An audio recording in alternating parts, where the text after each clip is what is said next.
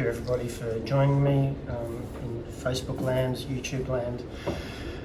Everyone here in the centre, thank you for being here. Thank you for hearing the calling.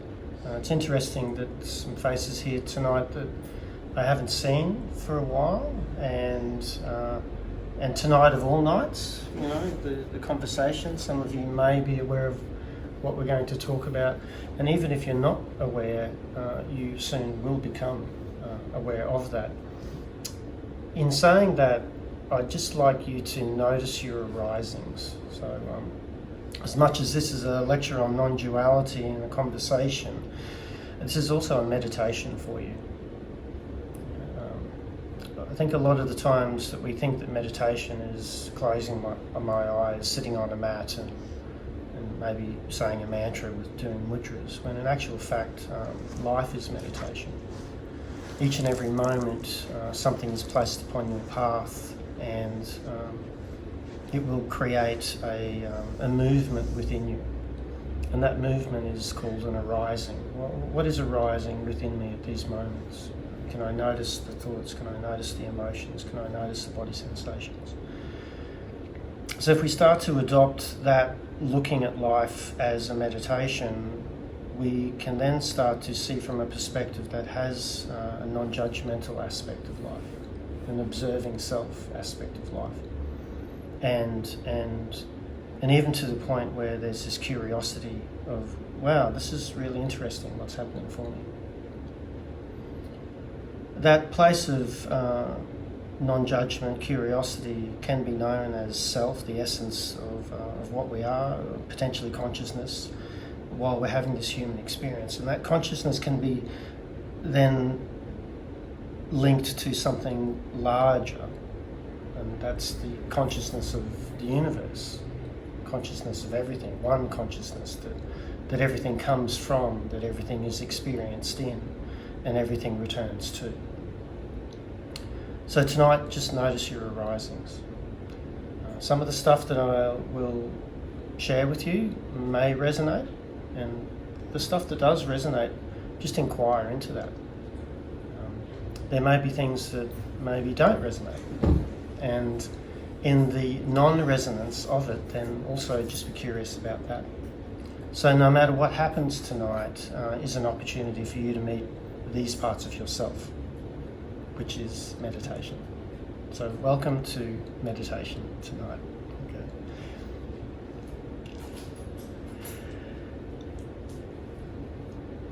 Lectures on non-duality. So really what we're sharing here and what we're bringing here is a point of reference, a perspective that one could have. And when we talk about non-duality, obviously there's that non-dual thinking, non-dual awareness, non-dual perspective. The non-dual really is, and as Damien said earlier, it's quite a broad subject because it encompasses everything, and it encompasses nothing as well. Everything sits within non-duality, and yet nothing sits in there as well. So I can talk about anything really and say, oh, that's non-dual. Okay. Part of the reason why I want to speak about this tonight is because I'm not seeing people that I respect in the dual and non-dual and spiritual space not speaking about, and I find it really interesting. Why is this so? And for some of you who don't realise what I'm going to talk about tonight, I'm going to talk about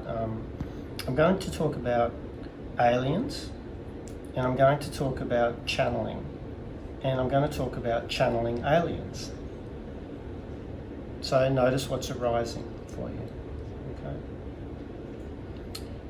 I find that great teachers, Satguru, Mooji, Deepak Chopra, even Eckhart Tolle, even Ram Dass to a certain degree, they speak so eloquently and beautifully of this human experience and how the human experience is connected to a greater consciousness.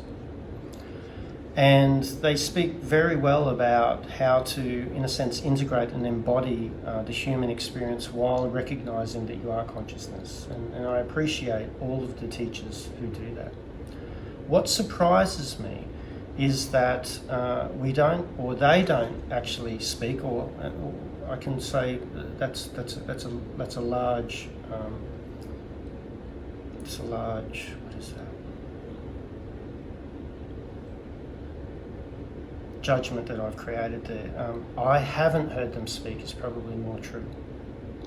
And if there is anybody out there, and if there is anyone here who follows these teachers and they have spoken about channeling and aliens, then please let me know.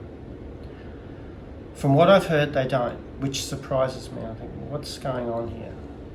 Why don't people speak of this? And yet there is many people who channel, and many people who have had experiences with non-human beings. Now, first of all, I'd probably then, and so we're here with a beautiful group of awakened souls. Can I just get a raise of hands to get an indicator of who believes that there are other beings in this universe that have intelligence other than human beings? Yeah, all right, beautiful. Love it. We're sitting on the fence, okay? We've got, yeah. And part of that sitting on the fence, I'm not too sure, could be, maybe not, is maybe I haven't had that experience. Maybe I haven't heard it from a reputable source that would suggest that this is the case. Yeah? So just to maybe tip you on the side that it could be happening, there's a reputable source called the American government, sometimes, yeah, and another one called NASA, who I think work for the American government. They have released documentation with, they call UAEs, I think they are, unidentified flying aircraft rather than UFOs, stating that their Navy pilots and many of their personnel have seen these and reported them. And even to the point where there's documents that have been also released by the CIA, because they're a very reputable company, saying that they've actually have aircraft in their possession and also technologies. Okay. So it's interesting that governments are releasing this information, yet we don't see it on mainstream media. And I think what happens with the mind is it gets caught up in mainstream media, that's if it's not there, it's not true. I heard this morning that they've set up a committee to actually investigate in America, a 16-man committee. To investigate? Just repeat it. UA. Yeah. Yes. Repeat it for them. Okay, so so Brian, you're saying that you'd heard that they'd set up a committee of about 16 people to look at UAEs. Yeah. So this is becoming more and more popular as well too. Now, there's a thing called the Fermi paradox, which suggests that why is it, out of all of this huge universe, that we don't actually see aliens? Right, so I'd suggest to have a look at what the Fermi paradox suggests. And it's sort of saying that for an alien species, a race to leave their own planet, they have to have a particular type of technology. Makes sense, yeah? Those species, then they call them tier ones, and those tier ones then can leave their own planet in search of other planets. The suggestion is that those technologies then will either help other civilizations or destroy civilizations. Okay? And we don't get to see that. In actual fact, there's many alien craft around, there's lots of alien craft that sit outside of the sphere of the Earth in its orbit, according to some people. So first I just want to plant the seed that, okay, there is a possibility that there is intelligent life forms in this universe other than the humans. And I think that we would have to be a little bit simple-minded, and please, I'm not saying that there's ignorance or that this is a negativity. It's just that if we have a very narrow view and maybe we don't look out beyond the skies and look out beyond the mind of the skies, that we then get caught up that we're caught in this very much encapsulated experience. Now the challenge is that if I consider that there is something more, then that can be quite overwhelming for the mind. It can be quite overwhelming for people's paradigms of looking at life. For a lot of people, considering themselves as a spiritual being, having a human experience is a huge paradigm shift. Right? So then to go, hey, there's aliens as well, there's multiple races, and potentially our DNA has been genetically modified. I'm just going to throw that one in there because I'm slowly giving you more and more information. So, if there was the possibility, and I believe that life is a possibility probability vortex, and if we start to look at the non-dual aspect of this perception, non-dual means that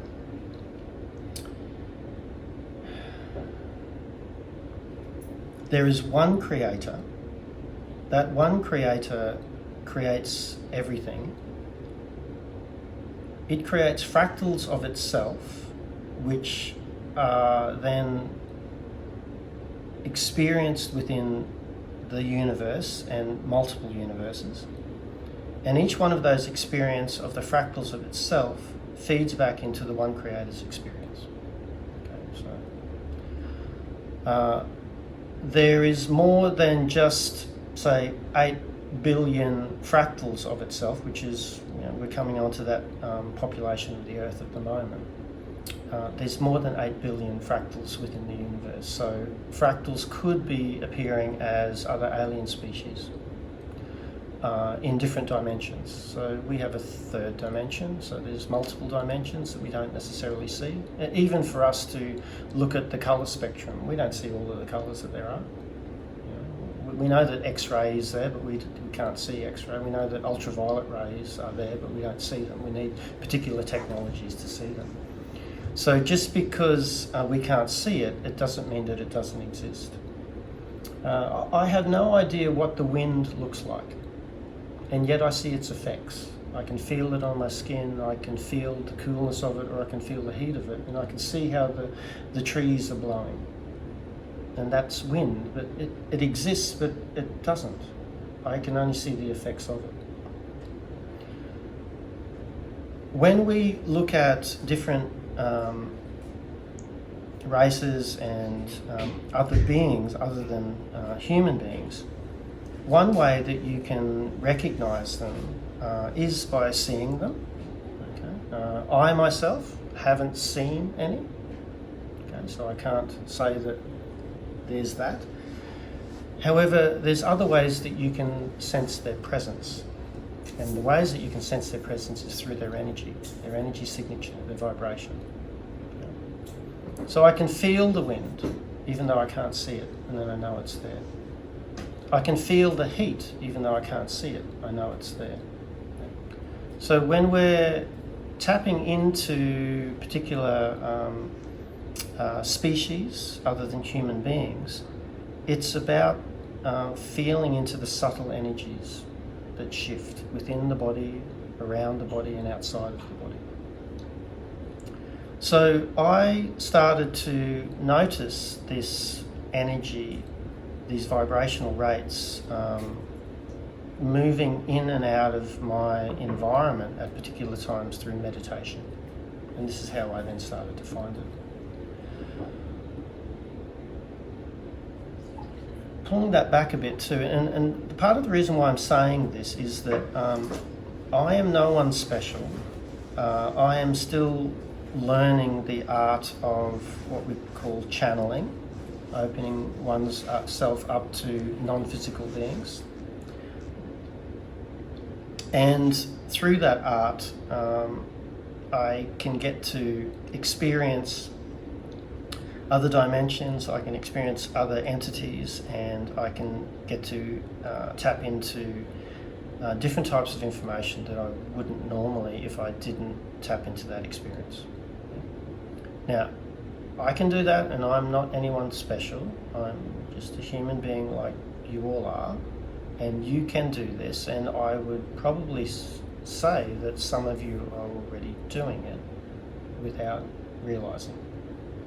And the reason why I say that is what I noticed earlier on in my nursing career and my psychotherapy career and counselling career is that I would sit with people and I would be listening to what they were saying, and for some reason this information would just come through me.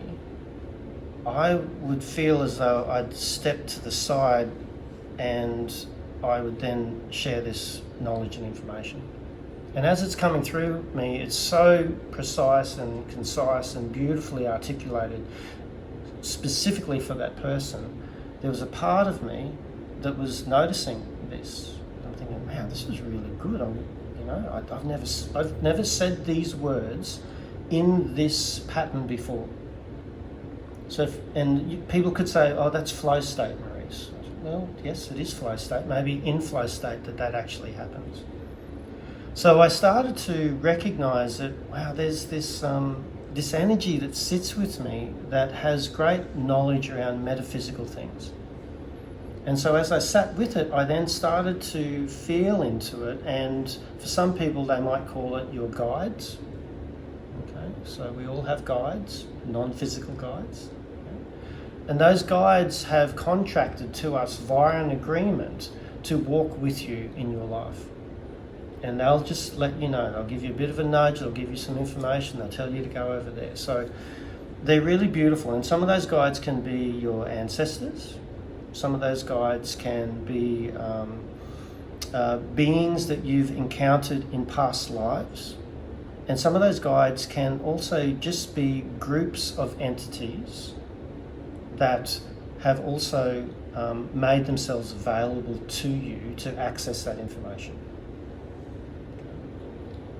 So when I started to notice that this was coming through, I then started to notice that I had what I could experience as a metaphysical doctor. That was one of my guides. And there was a particular signature to this doctor. It sort of reminds me of Alan Watts.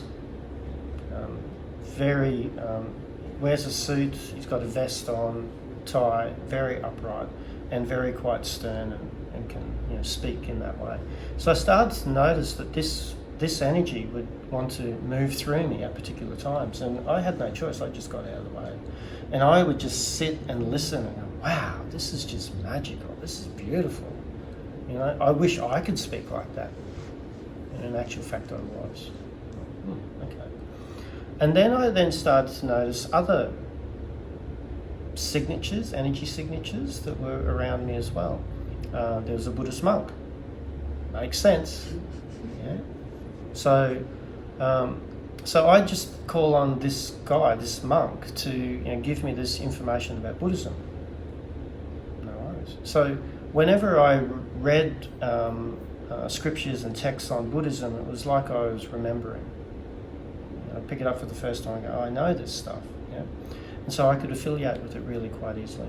And also Taoists, so I've probably had a couple of lifetimes behind the monasteries of Buddhism, and also in Taoist areas as well too. My recent guide that has come through to me and is quite loud and quite boisterous at times is a chief, and he calls himself Chief Longhorn, and so this is a different energy.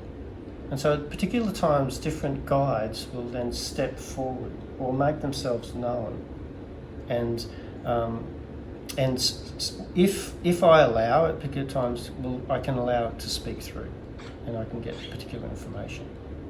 So they're guides, and they could be called spirit guides. Yeah? So can I just get a raise of hands? So the first question is, who believes that there are spirit guides? Everyone's here, okay.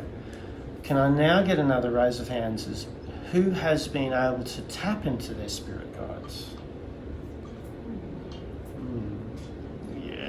of this, bit of that. All right. So some people believe that they're, well, everyone in the room believes that they're spirit guides, and some people have been able to tap into them.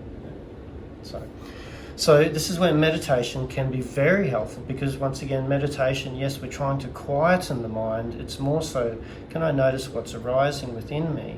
And also, can I bring an intention to this? So it's interesting, I use different hand movements. Notice what's arising within me. There's this movement of something arising. It's coming from the body and it's coming up. Whenever I'm tapping into guides, I'm noticing that it's around me here and it's coming this way. When I'm tapping into higher self and source, I'm really noticing my crown chakra open up and this information is just coming through. At the moment, in the cosmic history of this universe and this planet, there is a lot of solar flares that are being shared with the Earth. Now, solar flares, so the sun's really important because light carries information. Light is data. Right? So vitamin D, we know vitamin D from the coronavirus, very, very important. Vitamin D is the sunlight. Yeah? So it's important to get sun. Now, we've got a lot of sun up here and it's beautiful, other than when we've got the chemtrails going over and we've got all of the, the clouds coming out as well. So this is where it's important to go out and get sun. And we've spoken before about sun gazing in the morning. So just looking at the sun 10 seconds at a time, just putting, just having that, oh, this is a bit too much, and then looking away and then looking up again. This is direct information. If you want to learn about yourself, if you want to learn about what's going on in the planet and the cosmos at the moment, the sun is where we get all of our information from. So these are filaments of photons. They are feeding into the body and they are changing and rearranging the body. Right? Our DNA is actually changing at the moment. We're only led to believe that we have 2 strands of DNA. And then there's a heap of stuff called junk DNA, which apparently doesn't have any use. Right?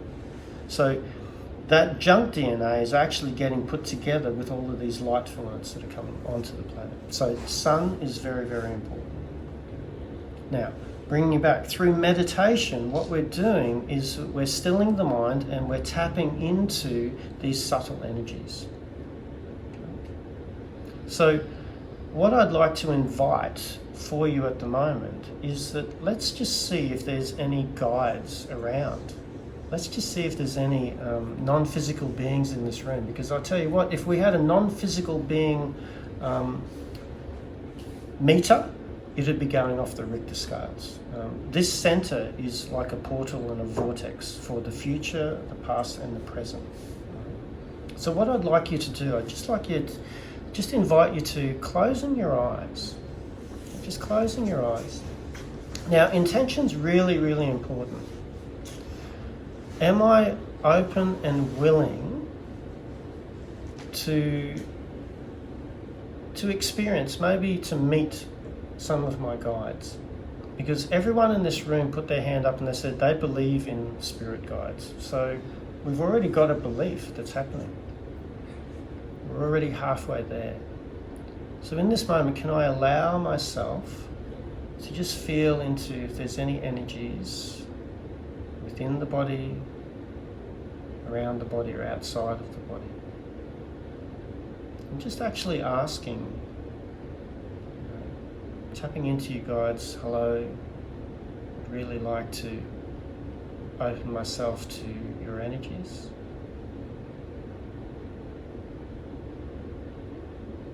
Just start to notice if there's any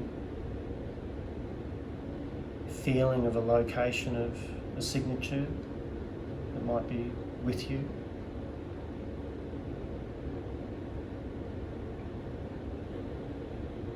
Once again, noticing the mind. The mind might want to shut this down, say this is silly. Just thank it. Just start to feel. The mind also might say, oh, you're imagining things. Thank you, mind.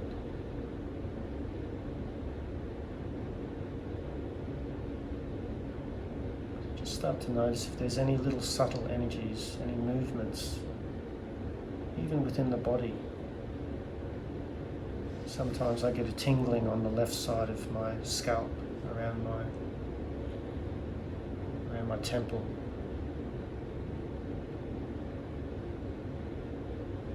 Because your guides, the non-physical, will try their hardest to give you some evidence that they're there.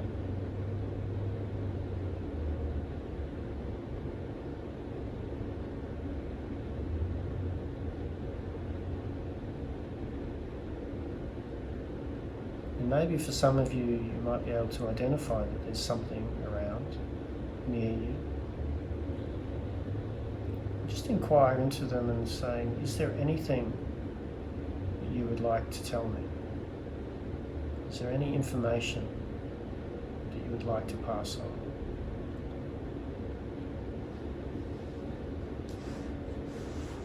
Once again, just be open to listening, open to receiving.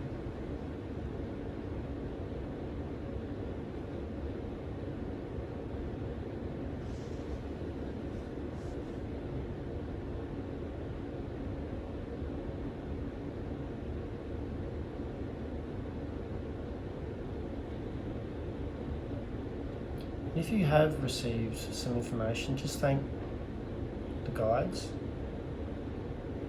for that. And if you haven't received any information, still thank the guides for just being with you, continuing to walk with you.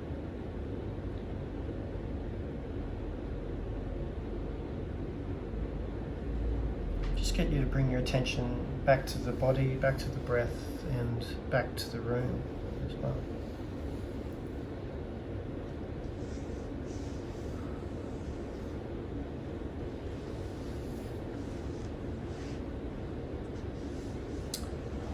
I'm very mindful of the time because what I want to do is I want to open this up to questions and comments as well too.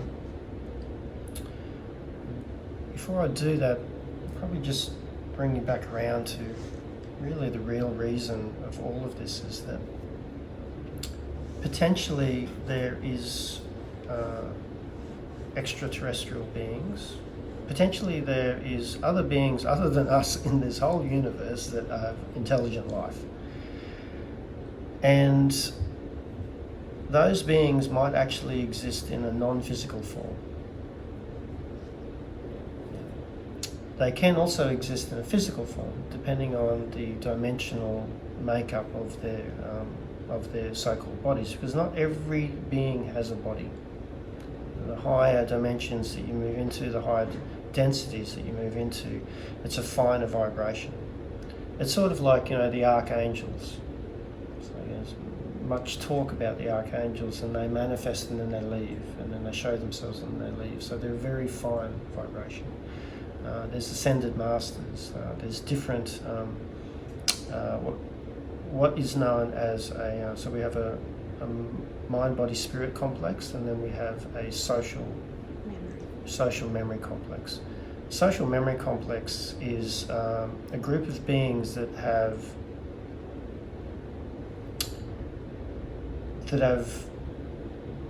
increased their vibrationary rate, where they then act as one, sort of like a hive mind in a sense. So when you access a social memory complex, you're not accessing an individual being, you're accessing the collective of that as well. Who's heard of Esther and Abraham Hicks, law of attraction? Yeah, okay. So Esther channels a social memory complex, because they always talk to themselves as we, they don't say I, and that's what she channels, and it's around the law of attraction. Yeah. Who has heard of the law of one? If you haven't heard of the law of one, very much go and have a look at that. So Carla Rucker and two other gentlemen, Jim Knight and another fellow. So there's three of them, and they were doing meditation and playing around with channeling, and this was 1986, I believe it was, 1983, 1986, a entity called Ra, which is a social memory complex, what they call fifth density. It was channeled through Carla, and for Carla, she wasn't up on a stage talking to people, she was laid out, very specific, and they had things to protect her. They would do particular rituals, and this entity would come, or this complex would come through and give a dissertation of understanding the structure of the universe. So it's called Contact with Ra, Law of One. You can get on audiobooks, lawofone.com, I think it is, all of the transcripts for everything there. Anyone heard of the Seth materials? Yeah, okay. Seth materials were one of the earlier translations, so a social memory complex called Seth would come through and speak to people as well. Who's heard of the Course in Miracles? Course in Miracles was a channeled works. Interesting thing about that, very much Yeshua, so Christ consciousness, fifth density, was coming through. There was a lady, she was a psychologist. She didn't have a very good relationship with the guy who actually transcribed it. The beautiful thing about the Course in Miracles is the person who channeled it couldn't actually live by what was being channeled. So it wasn't like, oh, this is the way I live and I'm going to say I'm channeling this stuff. It's like, I can't do this, but I'm channeling this stuff. So many really great works have been channeled. Edgar Cayce, the Sleeping Prophet, my father introduced me to him. He could astral travel, go to the Akashic records. He would go into deep trance, and he could also bring other people into deep trance as well. Dolores Cannon, has heard of Dolores Cannon? Yeah, so many books. She does quantum healing hypnosis therapy. Teaches it all around the world, puts people into deep hypnosis, and then a lot of channeling comes through there. Bashar, there's a multitude. Who's that? Elizabeth April. She does remote viewing, astral travelling. She does beautiful channelings as well too. So Marina Jacobi, Council of Nine. Yes. There is thousands of people on this planet channeling at the moment. And the reason why that is because the veil of consciousness is thinning, and we're able to access this stuff too. Yeah.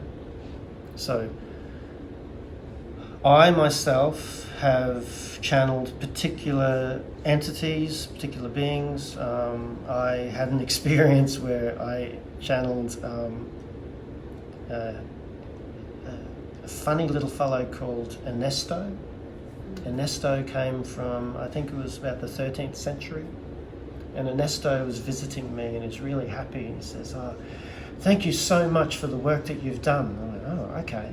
I went, "Why are you thanking me?" He said, "Because I am a fractal of you in the 13th century, and the work that you're doing now is also helping me in where I'm at."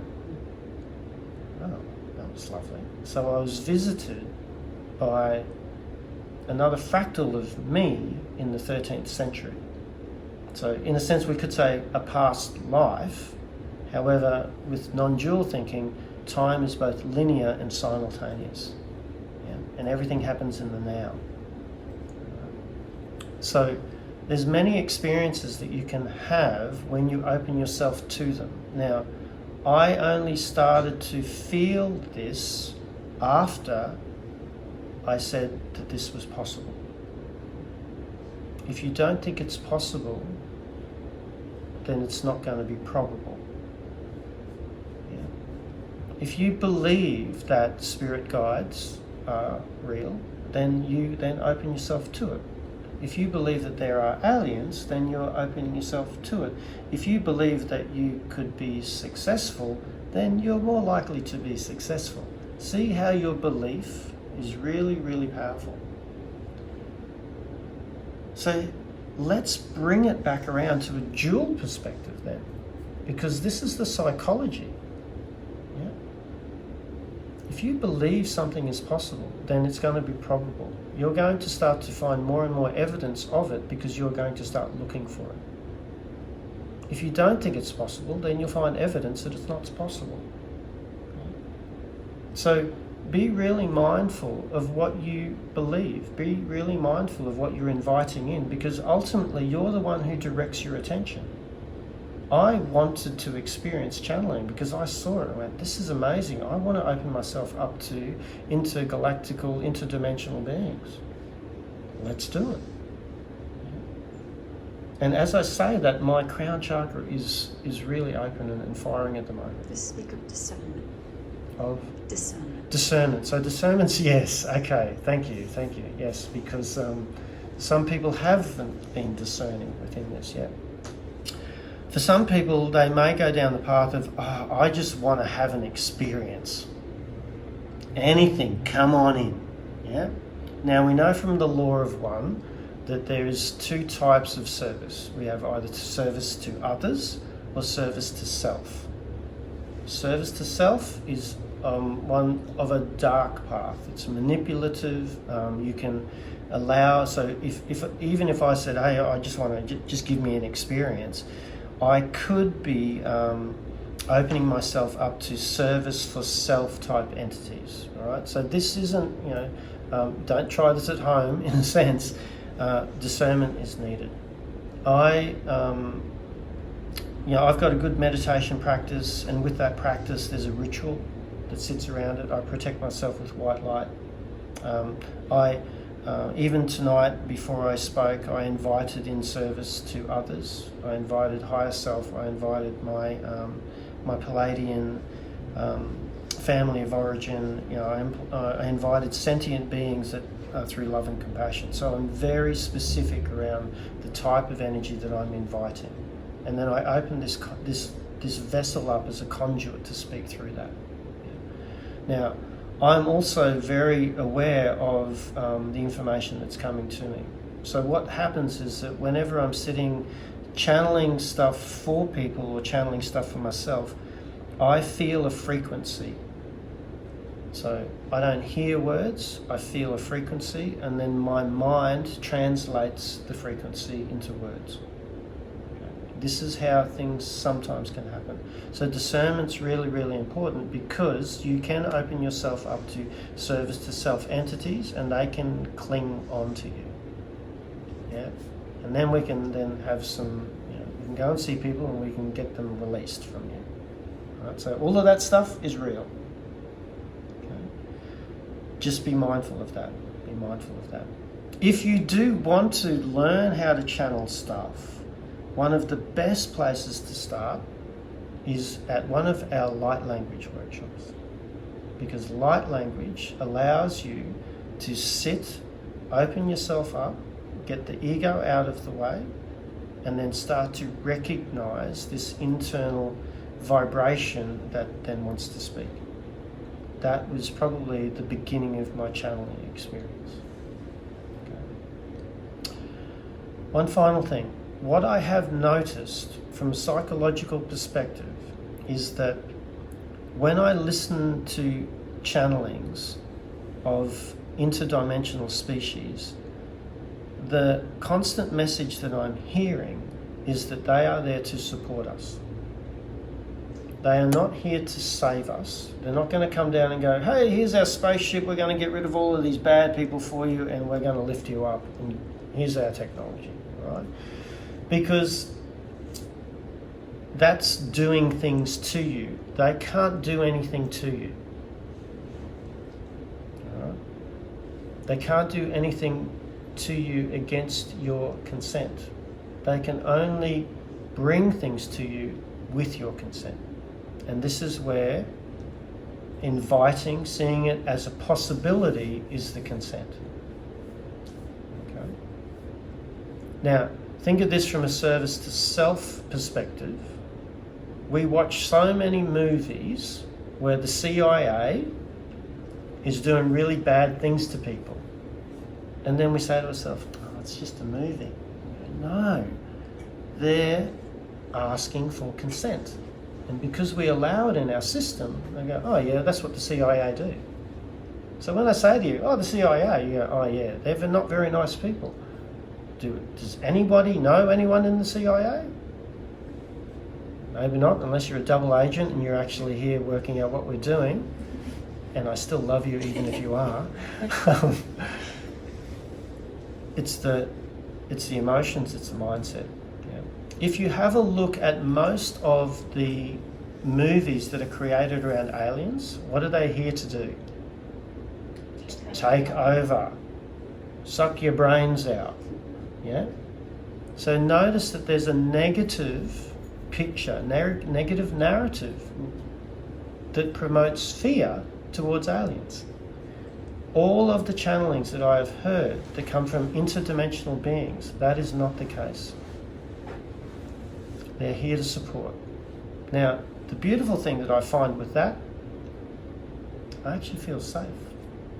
I feel supported. I feel that somebody's got my back. The interesting thing, the work that both Ali and I do, we sit in the internal family system space, we in EMDR, timeline therapy. This is imaginative nurturing. Yeah? And that's very, very important.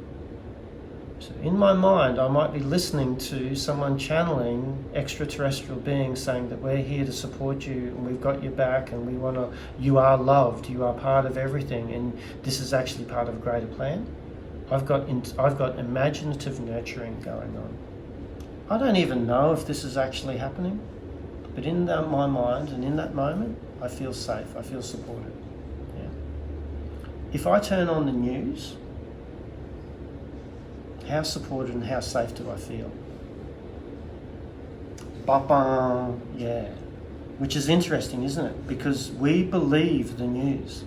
I have never seen anything after a news article that says go to this source because this is where we got this information from. We know as nurses that we can't put anything in an essay or assignment that isn't referenced. We get marked down for that. We're not seeing this in mainstream media. This is a narrative that does not support safety. So once again, be mindful of where you are consuming information. Even though this stuff may not be happening, you know what? I feel so much safer listening to that than listening to this. So there's the dual aspect of it. The non-dual aspect is this could actually be happening. And I could be channeling stuff, and I could have some a metaphysical doctor and a Buddhist monk sitting on the side, and now I've got Chief Longhorn coming through. You know what? I feel really good about myself. I feel safe. I feel secure. I feel valued. I'm seen, I'm heard, and I matter. So I say, go and find your own Chief Longhorn, go and find your own metaphysical doctor and your own Buddhist monk. Hang out with them. Allow them to hold you. Allow them to nurture you. Because you know what? You're worth it. You're all worth it. And if you can't find that, just keep on coming back here because we'll continue to remind you.